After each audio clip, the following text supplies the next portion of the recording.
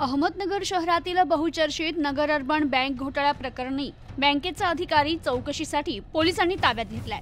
अहमदनगर शहरातील नगर urban multi-state बँकेच्या 201 कोटीच्या घोटाळा प्रकरणी बँकेच्या आणखी एका अधिकाऱ्याला आर्थिक गुन्हे शाखेने चौकशीसाठी ताब्यात घेतलंय। राजेंद्र डोळे असं या अधिकाऱ्याचं नाव आहे। सातारा येथील रहिवासी असलेल्या राजेंद्र डोळे याला पुण्यातून पोलिसांनी ताब्यात घेतलंय। त्याला रात्री उशिरा नगरमध्ये आणण्यात आलं असून फोरेन्सिक ऑडिटच्या अहवालानुसार पोलिसांकडून संशयितांची चौकशी सुरू आहे। काही संचालक आणि अधिकारी कर्जदारांना अटकही करण्यात आली आहे, तर इतर काही अधिकाऱ्यांचे जबाब नोंदवण्यात आले असून त्यात राजेंद्र डोळे यांच्यावर संशय आल्याने त्यास आर्थिक गुन्हे शाखेनं चौकशीसाठी ताब्यात घेतलंय। तर डोळे हे बँकेच्या मुख्यालयात कर्ज विभागात अधिकारी होते।